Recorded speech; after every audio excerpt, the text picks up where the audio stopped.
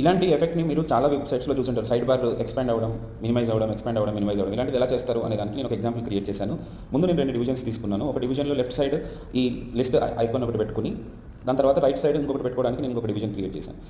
ఈ 2 డివిజన్స్‌లో నేను ఒక మెయిన్ ఎలిమెంట్‌లో తీసుకొని దానికి ఫ్లెక్స్ బాక్స్ అప్లై చేయడం ద్వారా మనకి పక్కపక్కకి వస్తుంది ఇట్లా. వచ్చిన తర్వాత నేను ఇంకొక పని ఏం చేశాను అంటే, ఈ టాగల్ ఎలిమెంట్‌ని కొద్దిగా బిగ్ సైజ్‌కి చేసుకున్నాను.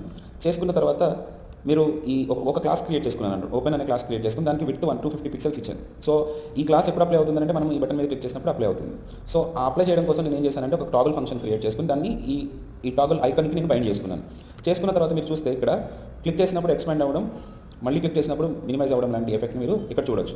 దీనికి కొద్దిగా ఇంకా స్మూత్నెస్ కోసం నేను ఏం చేశానంటే ఒక ట్రాన్సిషన్ ప్రాపర్టీ అప్లై చేసుకున్నాను. ఇప్పుడు ఏమవుతుంది అంటే క్లిక్ చేసినప్పుడు స్మూత్‌గా ట్రాన్సిషన్ అవుతుంది, మళ్ళీ మినిమైజ్ చేసినప్పుడు ఇలా అవుతుంది. దీని ఫుల్ వీడియో డిస్క్రిప్షన్‌లో పెట్టాను, రిలేటెడ్ వీడియోస్‌లో పెట్టాను, హైలైట్స్‌లో పెట్టాను. మొత్తం వీడియో చూసి లైక్ చేయండి, తప్పకుండా షేర్ చేయండి. ఇది చాలా ఉపయోగపడుతుంది.